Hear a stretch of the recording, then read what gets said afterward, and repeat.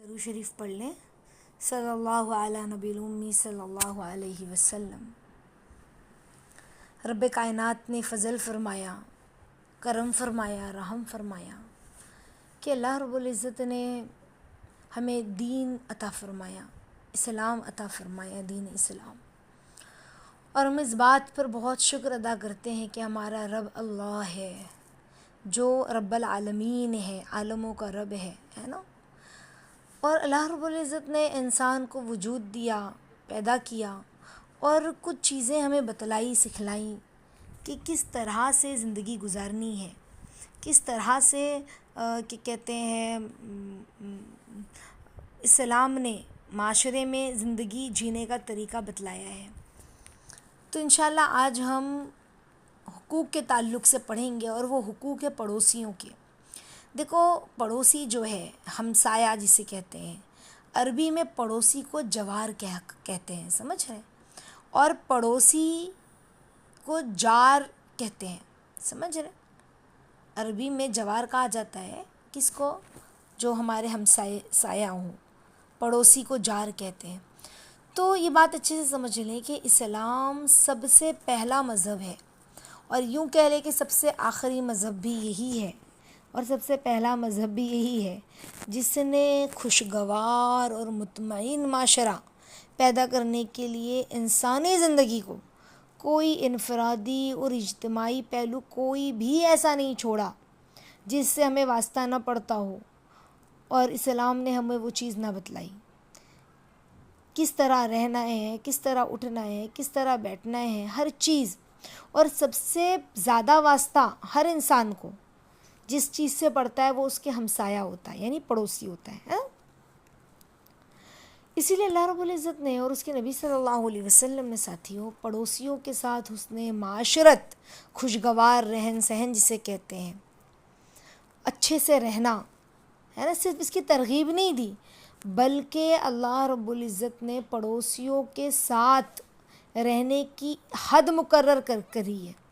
یعنی یہ سمجھ لیں کہ ایک معاشرتی نظام بنا کر اللہ نے ہمیں دیا ہے، خوشگوار تعلقات پر اللہ نے ہمیں زور دیا ہے کہ ہمیں اپنے تعلقات کو کس طرح خوشگوار بنانا ہے نا، اور کس طرح سے ہر ایک کے ساتھ پیش آنا ہے۔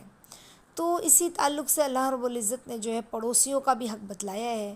صرف ہمارے دائیں جانب یا بائیں جانب بسنے والے پڑوسی نہیں، بلکہ اللہ رب العزت نے اس کی وسعت بھی فرمائی۔ قرآن نہیں فرماتا، قرآن میں اللہ نے فرمایا ہے نا سورہ نساء میں کہ رشتہ دار جو ہمسایہ کے ساتھ اور غیر رشتہ دار سے اور پہلو کے ساتھی کے ساتھ بھی۔ تو کیا سمجھ میں آیا؟ اس آیت سے ہمیں کیا معلوم ہوا؟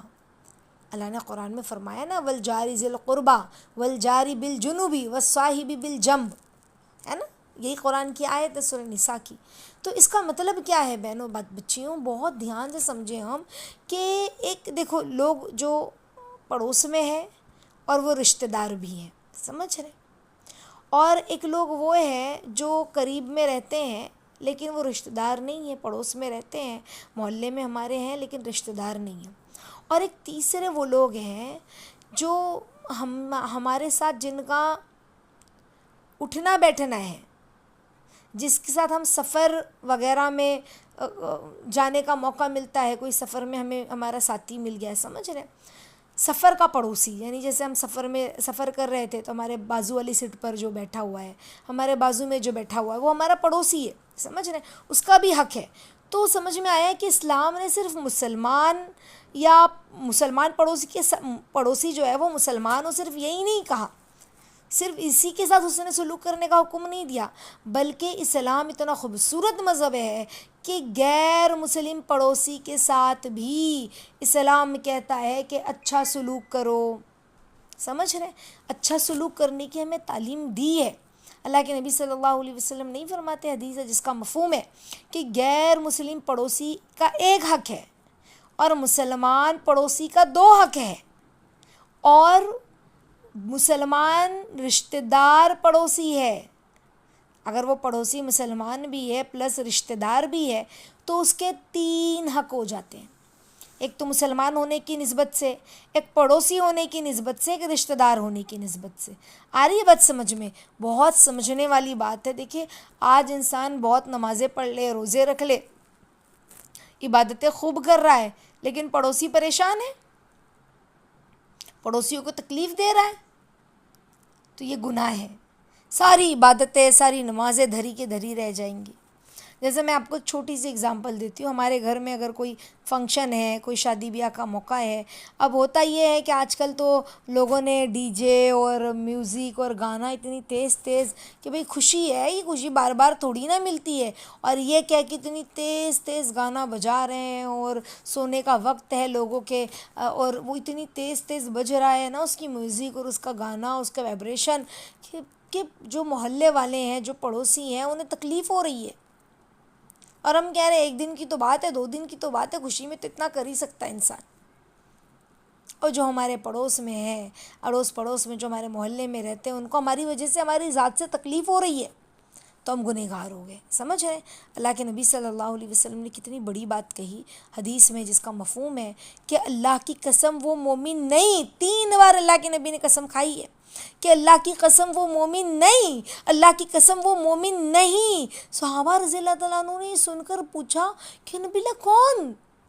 اتنے اس طرح سے اللہ کے نبی نے کہا تو صحابہ نے پوچھا نبی اللہ کون مومن نہیں، کس کے بارے میں کہہ رہے ہیں؟ تو اللہ کے نبی صلی اللہ علیہ وسلم نے فرمایا وہ شخص جس کا پڑوسی اس کی تکلیفوں سے محفوظ نہ رہے، وہ مومن نہیں ہے۔ جھگڑا لڑائی ہو رہی ہے، پڑوسی تک آواز جا رہی ہے، ان کو تکلیف ہو رہی ہے، تیز سے ٹی وی کا والیوم چالو کر کے تیز سے ٹی وی دیکھ رہے ہیں، ہماری چپلیں پڑوسیوں کے گھر تک جا رہی ہے، کچرے کا ڈبہ جو ہے وہ پڑوسیوں کے گھر تک جا رہا ہے۔ اللہ کے نبی کہہ رہے ہیں وہ مومن نہیں۔ سمجھ رہے ہیں کتنی بڑی بات ہے؟ یعنی اللہ کے نبی نے قسم کھا کے فرمایا۔ اور ایک روایت میں آتا ہے اللہ کے نبی صلی اللہ علیہ وسلم نے ام المومنین رضی اللہ تعالیٰ عنہا سے فرمایا کہ جبرائیل امین نے مجھ کو پڑوسیوں کے ساتھ اچھا سلوک کرنے کی اتنی تاکید کی کہ میں نے خیال کیا کہیں پڑوسی کو جو ہے نا وہ پڑوس کی وراثت میں حصہ نہ ٹھہرا دیا جائے، کہ میں ڈر گیا۔ اللہ کے نبی کہہ رہے ہیں کہ مجھے ایسا لگا کہ کہیں اتنا اللہ نے پڑوسیوں کے حقوق پر زور دیا ہے کہ مجھے لگا کہ کہیں پڑوسیوں میں پراپرٹی میں حصہ نہ دینے کے لیے کہہ دیا جائے۔ سمجھ رہے ہیں کتنی بڑی بات ہے؟ اور ایک روایت میں اس طرح آتا ہے نا کہ صحابی نے اللہ کے نبی سے فرمایا ہے نبی اللہ صلی اللہ علیہ وسلم فلاں عورت جو ہے وہ نفلی نمازیں پڑھتی ہے، نفلی روزے رکھتی، صدقہ خیرات کرتی ہے نا، لیکن اس کی تکلیف سے جو ہے نا اس کی بدزبانی سے، اس کی گالی گلوج سے جو ہے اس کے پڑوسی کو ناراضگی ہوتی ہے۔ تو اللہ کے نبی نے کیا فرمایا ہے سن کے جانتے ہو؟ اللہ کے نبی نے فرمایا کہ وہ جہنم میں جائے گی۔ پھر اس صحابی نے عرض کیا یا رسول اللہ فلاں عورت تو نفلی روزے کم رکھتی ہے، نفلی نمازیں بہت کم پڑھتی ہے، بہت نمازیں نہیں پڑھتی نفل، بہت روزے نہیں رکھتی نفل، بس فرض ہی پہ اتفاق کرتا ہے نا انسان، بس ایسے ہی، اور پنیر کے کچھ ٹکڑے صدقہ کرتی ہے، لیکن اپنی زبان سے ہمسایوں کو تکلیف نہیں دیتی۔ سمجھ رہے ہیں؟ تو پھر ایسے شخص کے لیے جو ہے نا وہ خوشخبری ہے، ایسے شخص کے لیے۔ تو پتہ چلا اسلام نے پڑوسیوں کے ساتھ اتنا اس نے سلوک کرنے کے لیے کہا ہے۔ یہ اسلام ہے۔ اسلام بہت خوبصورت مذہب ہے، بہت پیارا مذہب ہے۔ کسی کو بھی تکلیف ہو، ایذا رسانی سے پرہیز کرنا کتنی ضروری چیز ہے کہ ہمارے پڑوسی کو کسی قسم کی ہمیں تکلیف نہیں دینی ہے۔ اور جو شخص اپنی پڑوسی کو تکلیف دیتا ہے یہ سمجھ رہے وہ کسی بھی صورت مومن ہے ہی نہیں، وہ ظاہر تو مسلمان ہے لیکن مومن نہیں ہے، اور جنت میں داخل ہونے کے لیے مومن ہونا شرط ہے۔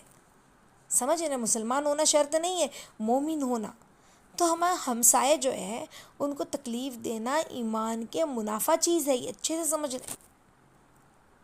اما اللہ کے نبی کی حدیث نہیں ہے کہ اللہ کے نبی صلی اللہ علیہ وسلم نے فرمایا نا کہ جو شخص پیٹ بھر کر کھانا کھائے اور اس کا پڑوسی بھوکا رہے تو وہ مومن نہیں ہے۔ تو پتہ چلا کہ جو ہمارے پڑوسی کا حق ہے اگر وہ ہم سے کہتا ہے کہ بھئی مجھے کوئی پریشانی ہے، کچھ ضرورت ہے، تو ہمارا یہ حق بنتا ہے کہ ہم اس کی مدد کریں. اگر وہ بیمار ہے نا، حدیث سے ہم کو سمجھ میں آتا ہے، تو اس کی تیمہ داری کریں ہم. اگر وہ محتاج ہے تو اس کا خیال رکھیں، اگر وہ مصیبت میں ہے تو اس کی ہمدردی کریں. یہ ایک مومن ہوتا ہے، مومن ایسا ہوتا ہے. سمجھ رہے ہیں؟ مومن ایسا ہوتا ہے. تو ہمسایہ کا سب سے پہلا حق کیا جانتے ہو؟ ان کی عزت کرنا، ان کی عزت کرنا. اگر دو بڑے کوئی ہے ان میں، تو ان کو اپنا بزرگ کا خیال کرنا ہے نا. کوئی بات ایسی نہ کی جائے کہ جس سے یہ ظاہر ہو کہ ہم ان کی عزت نہیں کرتے. ایسا معاملہ نہ ہو. سمجھ رہے ہیں؟ اتنا زیادہ حق ہے پڑوسیوں کا. تو انشاءاللہ ہم فکر کریں، چھوٹی چھوٹی نیکیوں کو حقیر جان کر نہ چھوڑیں. اللہ کے نبی نے نہیں فرمایا، جس کا مفہوم ہے حدیث کا، کہ ایک دوسرے کو تحفے دیا کرو. اللہ کے نبی نے فرمایا تحفے دینے سے محبت بڑھتی ہے. حدیث پاک میں آتا ہے نا کہ ایک دوسرے کو ہدیہ بھیجا کرو. اللہ کے نبی نے فرمایا اس سے محبت بڑھتی ہے. آ رہی ہے بات سمجھ میں؟ تو اللہ کے نبی صلی اللہ علیہ وسلم نے کیا فرمایا پڑوسیوں کے بارے میں؟ ہاں، ان کی عزت کرنا.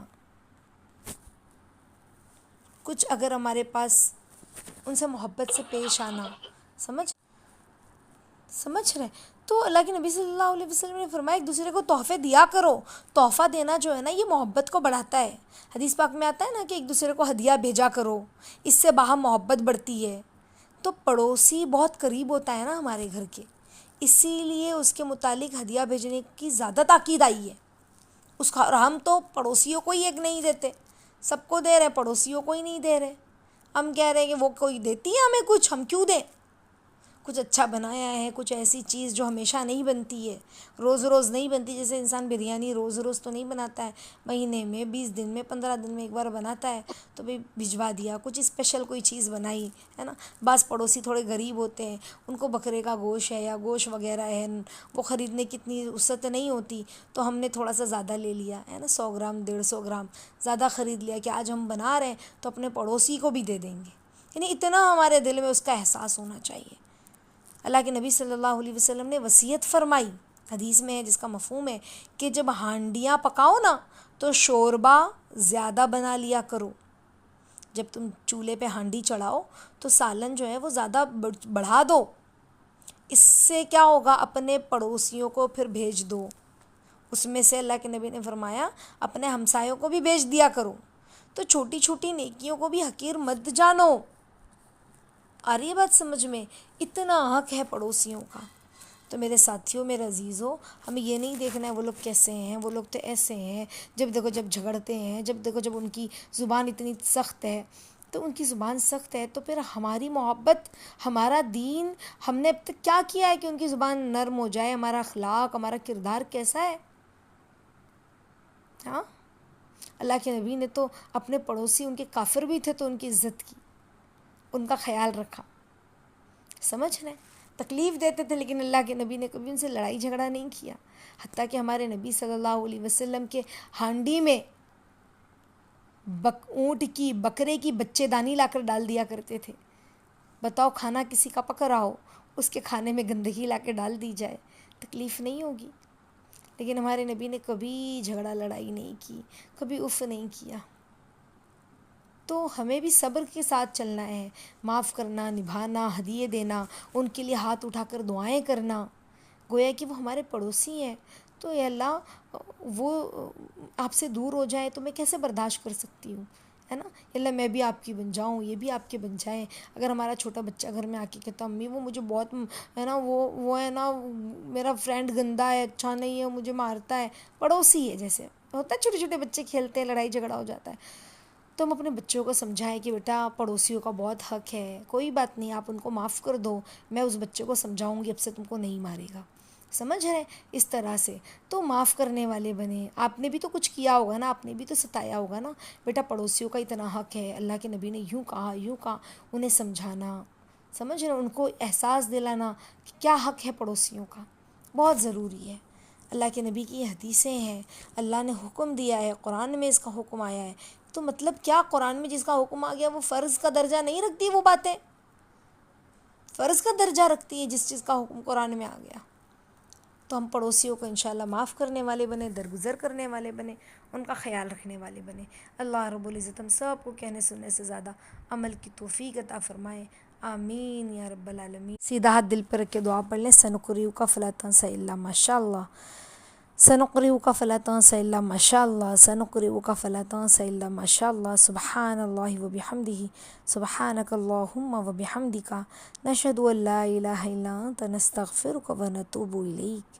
سبحان ربک رب العزت عما یصفون، والسلام علی المرسلین، والحمد للہ رب العالمین.